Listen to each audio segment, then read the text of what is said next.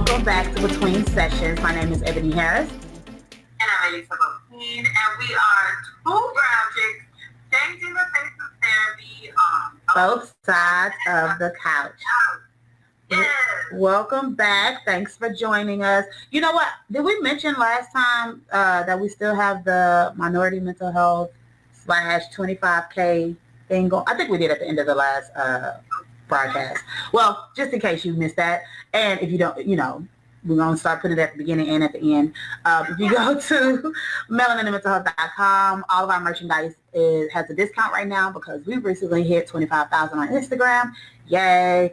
And because it's Minority Mental Health Month. So the code is MMH25K to go get a discount on the dope merch. Oh, you can't see my shirt. I'm wearing my self-care sexy shirt, but you can't see it. But yes, go support. Let everybody know that therapy is dope when you have a dope therapist.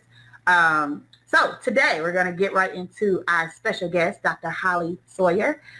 We are going to be chatting about microaggressions in the workplace, which I'm excited to talk about. I feel like that's something that if you work with minority clients, is something that's going to come up. And then if you are a person that is in corporate America or working at any type of agency, you might be dealing with some of this. And even with clients possibly sometimes. So I think it'll be interesting to kind of chat about that. But before we get started, Dr. Holly, can you please introduce yourself and let everybody know about you and your practice and what you do? Sure. First of all, thank you, ladies, for inviting me on such an awesome platform. I am very, very blessed to be able to come on and share with your audience about what I do in helping this awesome field, if you will, of therapy. So I am Dr. Holly Sawyer. I am a licensed professional counselor in the state of Pennsylvania. I am also a certified advanced alcohol and drug counselor in the state of Pennsylvania. My practice is called Life First Therapy. I'm located in the Mount Airy section of Philadelphia. I do face-to-face and online therapy. And my practice started out helping Black women who are professionals who have experienced microaggressions in the workplace and have caused them a lot of stress, anxiety, or depression. And some of them may have turned to substances as a dependency way of coping. Just recently this year, I'm starting to see men of color who are coming in, believe it or not, that are experiencing microaggression. And that has been a little different, but same story, just, different, I guess, experience because one is male, one is female. But I'm just excited, again, to help professionals, especially of color, helping deal with that particular issue in specific. That's awesome. How did you end up making that your specialty, or did it just so happen that these are the people that were coming to see you? Because I was experiencing microaggressions as a college student, then again in the workplace, and it's a lot to take on when you have a family. I have a kid who is on a spectrum, so having, just a lot of personal things going on in your own life, and you have to go to work or go to school and kind of deal with that, and nobody knows what the next person is going through in their own personal life. And so to have to go to a space where you're either there to help people or earn a living or learn yourself, like, wow, added stress, added anxiety, added, depression, where you just don't want to engage or really interact in those settings and kind of shut down. So that's really how I chose it. And I noticed that a lot of, people of color who are professionals, they go through it on the workplace, from the janitor all the way up to the VP, that are actually climbing the ladder in wherever they are in their workplace. So I felt like I needed to basically be a safe space where people can come and actually work on it and know that it's nothing that they did. They just woke up and happened to be Black and female or Black and male. And so they can still be comfortable in their skin, but this is how you approach it when you're dealing with this person, and then this is how you deal with it on a level so it does not continue to create anxiety and stress, and you feel like when you get off work, you gotta go to the bottle, or you gotta cope with some type of substance to get through the night and on to the next day. Awesome. So can you give us an example of like microaggressions that people may experience while they're at work? Sure. So microaggressions can be either racist or sexist. Either way, they are very, very offensive. And most times they are expressed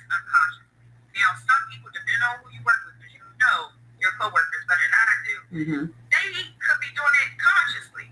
But some verbal examples could be, wow, you're so articulate because you know you're black, or you know you're Puerto Rican. So it's like, oh, you're so articulate. They didn't think that you could articulate yourself that well, quote unquote. And so, for example, it could be where they call you Tyrone or Tamika because they figure we all look alike, but they don't take the time out to get to know your name, and they just keep calling you that. And it's like, well, you've been working together for how long, and why do you keep calling me somebody else's name? Or how do you pronounce your name? It's so ethnic. It's so hard to pronounce. I can't pronounce your name. Or I've had this happen to me where I've gone on for a job interview, and someone had announced me, said, hey, Dr. Holly's here. When I walked into the room, the person said, oh, you're Dr. Holly. And I was taken back. So it's kind of like having that initial shock to say, oh, you're the person that's in, oh, you're in the wrong room. This is the manager's meeting. So they know nothing about you. They just assume because you're black and female that you're in the wrong meeting, or you shouldn't be here, not knowing that you're a supervisor or a manager, or yes, I'm Dr. So-and-so and I have to be black, black and female. Right. And then another one is both of us who are natural or who have, very long hair. Some people would say, is that your real hair? Or can I touch it? Just anything related around to, again, your ethnicity, that can come up, again, really, really racist.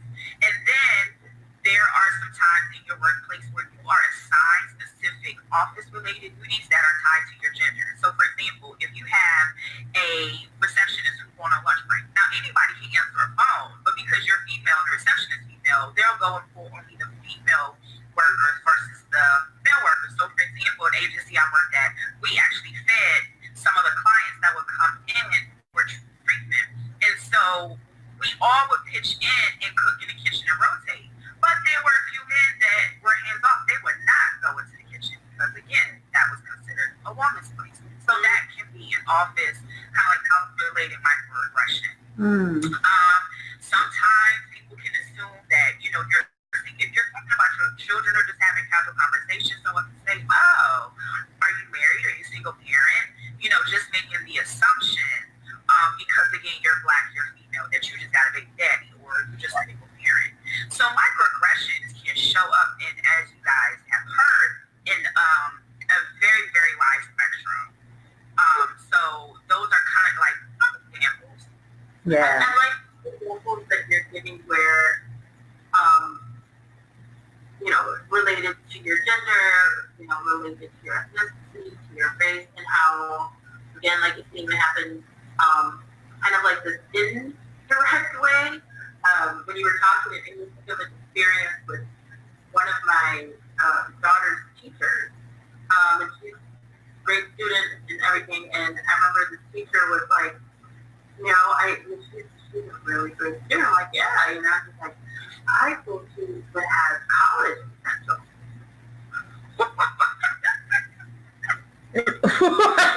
Wow. He said maybe even multiple degrees. I'm like, you get it from her mama, right? Wow. You say this to all the parents, right? Like, oh, she may even be able to make it to college. So, so I think what you're describing is kind of that feeling where you're like, are you really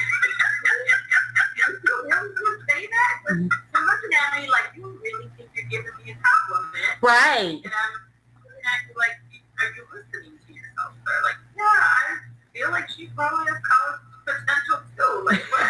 So, exactly. Yeah. So off guard is the thing that sometimes you don't even know how to respond. I mean, a lot of times people are petty, but in the workplace, yeah. I think that's a good. What you're saying is, it's the what, like the confusion is what you feel when somebody says something. It's like, wait, what? What just happened? Right. And so that's what it always feels like, something that's like, it's it's uncomfortable, but it's not overt enough for you to just be able to be like, oh, this is what you're doing. Like it just feels like that kind of blindsided me. Like, where did that come from? Yeah. And then sometimes you're just so dumb. Part of you wants to laugh, part of you wants to cut them out, So yeah. So I'm looking forward to you giving us some tips. Sure. So it's like somebody kind of like dumping a bucket of cold water over your head, seeing the initial shock, like, did he just say that? And so you kind of stuck for a minute. And so I will say this, that's a good tip actually. For the ones that you find that are just like ridiculously funny because you know your coworker is just a jerk, you could laugh it off. But if you feel like it is something that it has to be addressed, because again, you know you have to work with this person closely in a project or closely in a team type setting, and it is really eating at you where you're not sleeping, and it was something that was very offensive, then I wouldn't suggest approaching it like right dead on. I would literally process it with my therapist first, or at least give it 24 hours, because again, you don't want to be stereotyped or have the microaggression of being the angry black woman, right? So if we address it then and there, then that is another set upon another set of a microaggression. So I would definitely suggest taking 24 hours to process it if it's something that you really wanted to address. And then the next day, you can have a conversation and open up by what that person said and let them know that you were offended. Now, their response may not be something that you like, because a lot of times people deny it. Oh, I didn't know that was offensive. And then they become repeat offenders. And now if they become repeat offenders and you're still feeling uncomfortable in that space, then that's when I would do a document trail. I am big for receipts. I would have HR, on the email, and that person's supervisor, if the supervisor is different than, your immediate supervisor, to involve and say, hey, listen, this was an incident that happened before, and now it's continuing to be ongoing. I would like some mediation, but don't be afraid to let your job know that, you're uncomfortable, that this person is creating anxiety for you, because again, you're going home with the depression, anxiety, or the stress, not that person who said the microaggression. You have to go back there and work, because your option may not be to leave and just quit or leave and get another job. So you want to definitely try to handle the situation the best of your ability, so that you will be able to go back into your workplace. As far as your example that you used with the teacher, wow, that was so great. So for people who just, consciously or quote unquote unconsciously say microaggression, it's just the way that they word it. He could have said, listen, your daughter is so smart. I can see her going to Harvard. I can see her going into, Spelman. Have you considered looking at those colleges? Like having an actual conversation with you versus, pointing out the racist, obvious, overtone of that to say like your daughter is black and she's smart for being a black little girl. So yeah, she has college potential. What do you mean?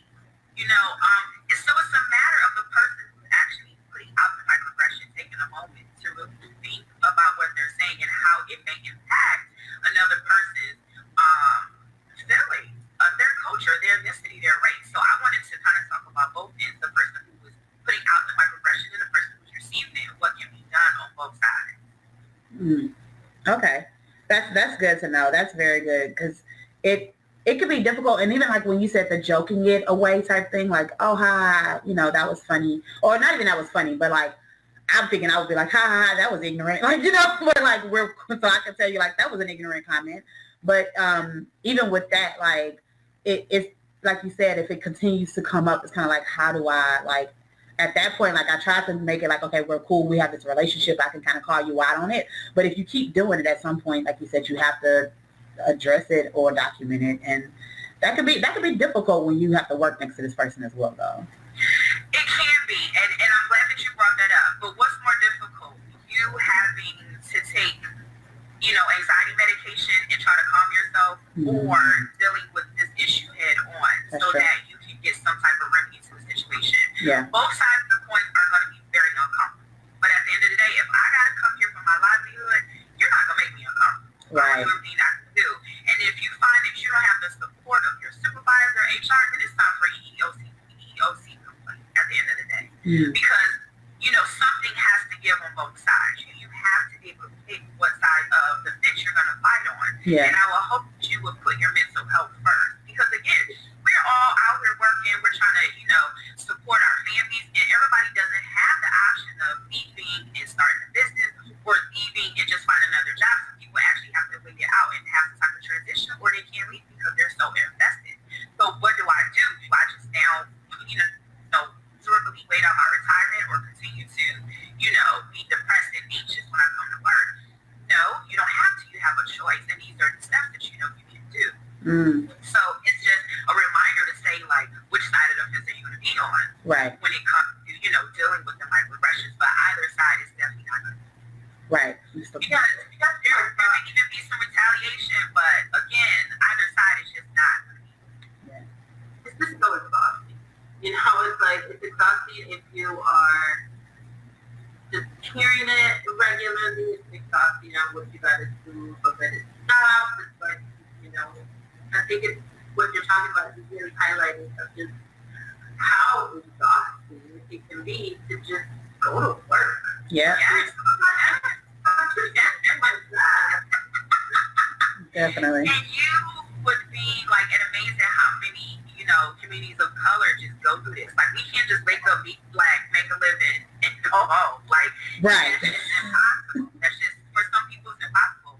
And some people do it because, again, they see your black girl magic, and it's like, okay, let me just come over, and just kind of, I won't use that explicit language, but, dump on it, and kind of mess up an entire day. So that's another thing I do too when I work with my clients. I make sure that I'm injecting and giving them a healthy dose of self-worth and self-esteem, because some people are just jerks and they'll do it to kind of, again, mess with you and throw you off because you're excelling and, your black girl magic is just shining. You've gotten that promotion. So a lot kind of comes with that promotion too.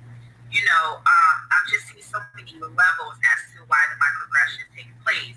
But as women of color, we also have to have, again, that support and that strong foundation, because we're going back into that setting.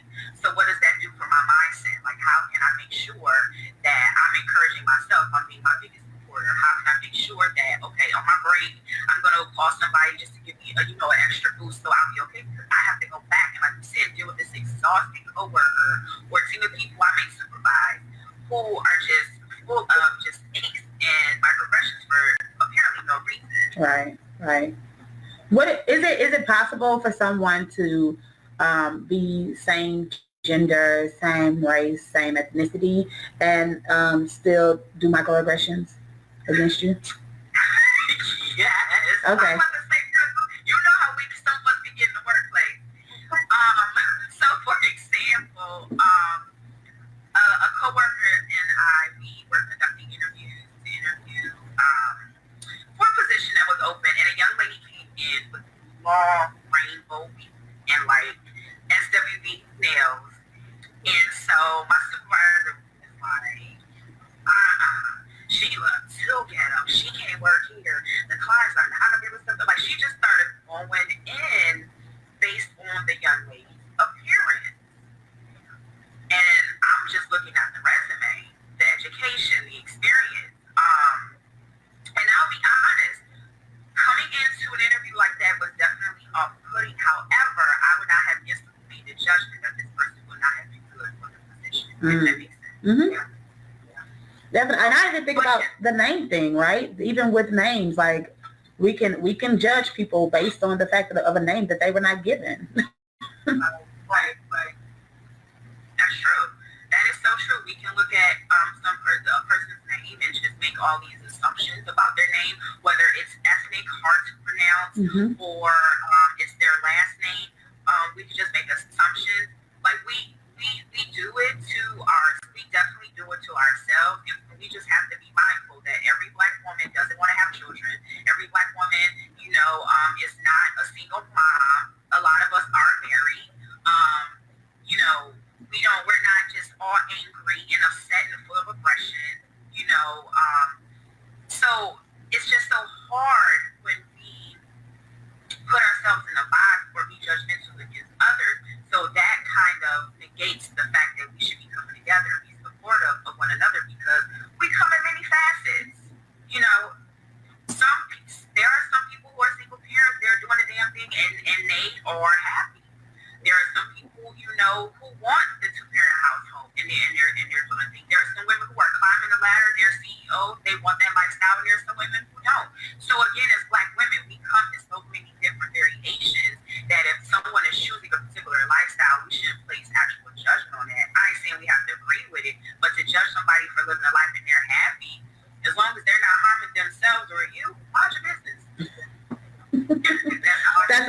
That's a good summary of that. Just mind your business.